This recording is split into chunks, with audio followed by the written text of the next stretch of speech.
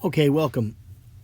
Today, boys and girls, I'm going to talk about lesson 2 of the Catechism, the Catholic Catechism. And I'm going to break it into a couple of parts because it's very long and I don't want the video to be extremely long. So this is lesson 2, God and His Perfections.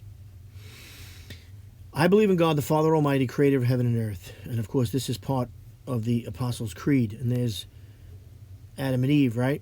So what is God? Well, I'm going to read the Catechism, but I would say, just to my own knowledge, God is a spirit. God is a spirit. Okay?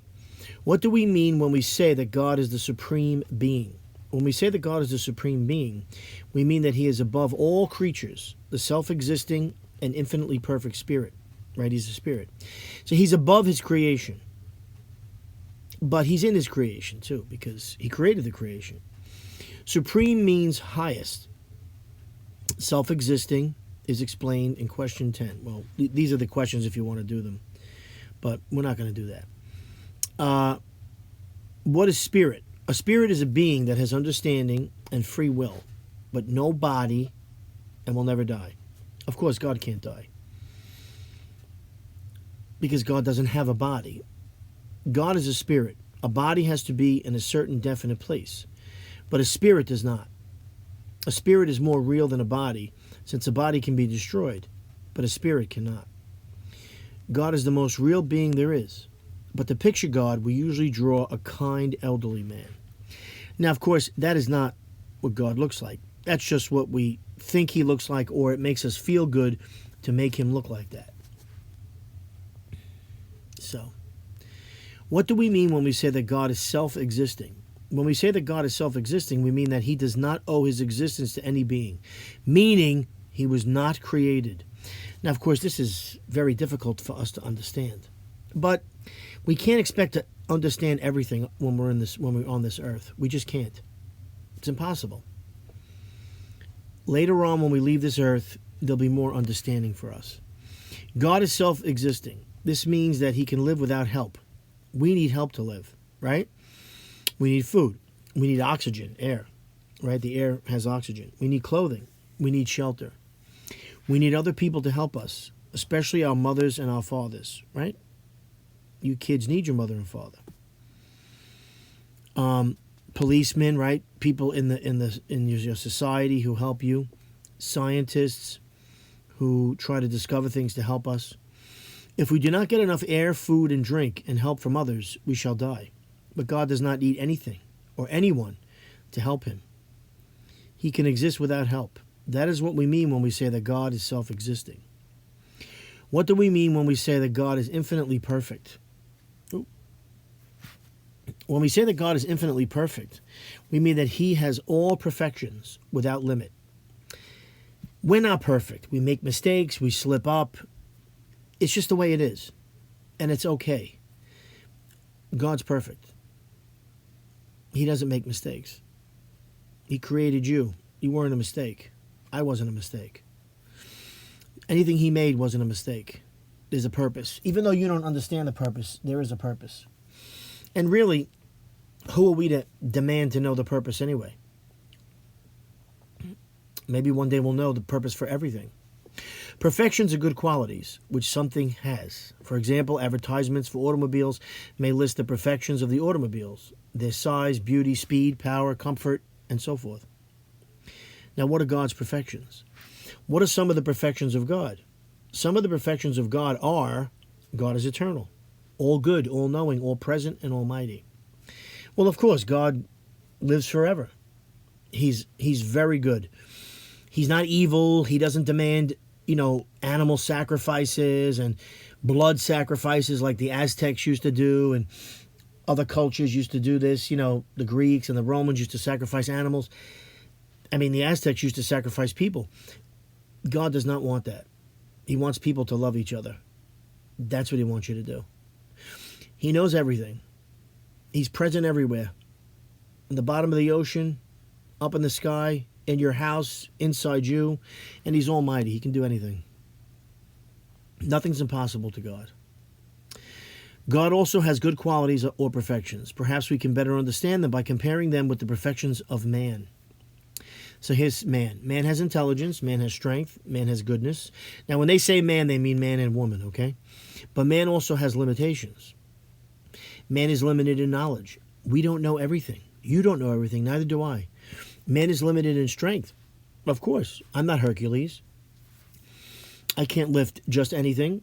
Man is limited in goodness. Sometimes we can be mean. Man is limited in time, right? There's only so much time we're on this earth. Now God, what is he? He has intelligence.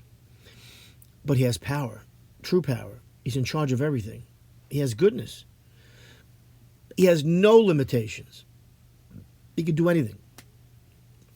God knows everything. He knows your innermost thoughts. God can do all things. I mean, Jesus was raised from the dead. God is all good. And God is eternal. It's nice to know that. Because we can depend on God and he's good. He always has our best interest in mind. He's the best friend you could ever have. There's no better friend. What do we mean when we say that God is eternal? When we say that God is eternal, we mean that he always was and always will be.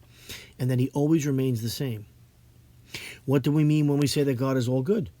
When we say that God is all good, we mean that he is infinitely lovable in himself. And that from his fatherly love, every good comes to us. Yes, he loves us. He loves us more than we love ourselves. What do we mean when we say that God is all-knowing? When we say that God is all-knowing, we mean that he knows all things, past, present, and future. Even our more secret thoughts, words, and actions. Absolutely. You can't hide anything from God. You cheat on a test, you do something wrong, God knows. You steal something, God knows. Something you shouldn't be looking at, God knows. You can't fool God. And it's stupid to think you could. It's ridiculous. God knows everything. What do we mean when we say that God is all present? When we say that God is all present, we mean that he is everywhere. If God is everywhere, why do we not see him? Well, he's a spirit. Although God is everywhere, we do not see him because he is a spirit and cannot be seen with our eyes. Does God see us? God sees us and watches over us with loving care. He gives us free will. He lets us screw up sometimes, but he tries to save us from catastrophes. But most of the trouble in life we cause ourselves, if not all of it. And he lets us make mistakes, but he tries to help us to see the good. And by studying the Bible, which has a lot of great advice in there, we can learn how to avoid a lot of problems. What is God's loving care for us called? God's loving care for us is called divine providence. That's just a name for it. It just means God's watching out for us. What do we mean when we say that God is almighty? When we say that God is almighty, we mean that he can do all things. Of course. He can do anything. Is God all wise, all holy, all merciful, and all just? Now, just means that he's fair. Yes, God is all wise. What wisdom is when you know what to do with the information you have. When you know what to do at the right time. All holy means that God does not think evil thoughts and does not do evil. Okay?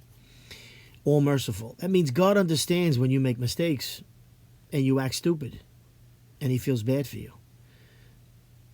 He realizes you make dumb mistakes. So then what does he do? He tries to set you straight. And he forgives you. And what does all just mean? Well, it means that he's not prejudiced. He is going to give you what you deserve and everyone else. So no one's getting away with anything.